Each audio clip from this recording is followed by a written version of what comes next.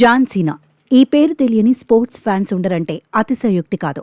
World wrestling entertainment show ద్వారా ప్రపంచవ్యాప్తంగా కోట్లాది మంది అభిమానుల్ని సంపాదించుకున్నాడు సీనా. రింగులోకి దిగాడంటే సింహంలా ఫైట్ చేస్తూ ప్రత్యర్థులకు వణుకు పుట్టిస్తుంటాడతను.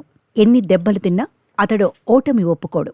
దెబ్బలు తింటూనే అదును చూసి ఫ్లయింగ్ షోల్డర్ ట్యాకిల్తో ఎంతటి ఫైటర్నైనా చావు దెబ్బతీస్తాడు. ఒక్క మూవ్తో మ్యాచ్ను ముగించేస్తాడు. అలాంటోడికి గట్టి షాక్ తగిలింది.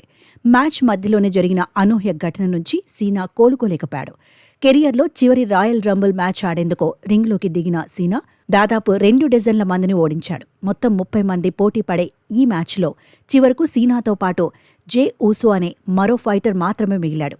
మహామహులనే చిత్తు చేసిన ఛాంపియన్ ఫైటర్ జే ఊసోను మట్టి కరిపించడం పెద్ద కష్టం కాదని అంతా అనుకున్నారు.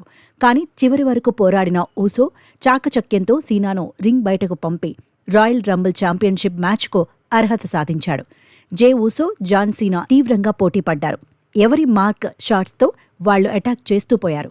ఎంత అలసినా ఓటమి ఒప్పుకోకుండా తీవ్రంగా ఫైట్ చేశారు. అయితే అదృష్టం సీనాకు కలిసి రాలేదు. అప్పటి వరకు అంత పోరాడినోడో ఉసో తెలివి ముందో నిలబడలేకపోయాడు. తెలివిగా ఆడిన ఉసో సీనాను నిలువరించి వెనుక నుంచి నెట్టేశాడు. రింగ్ బయటపడిన ఛాంపియన్ రెజ్లర్ అసలు ఎలా ఓడానో తెలియక షాక్కి గురయ్యాడు. ఇది అతడి అభిమానులకు కూడా మింగుడు పడటం లేదు. కాగా ఈ ఏడాది డిసెంబర్లో డబ్ల్యూడబ్ల్యూఈకి రిటైర్మెంట్ ప్రకటిస్తానని ఇటీవలే జాన్ సీనా స్పష్టం చేశాడు.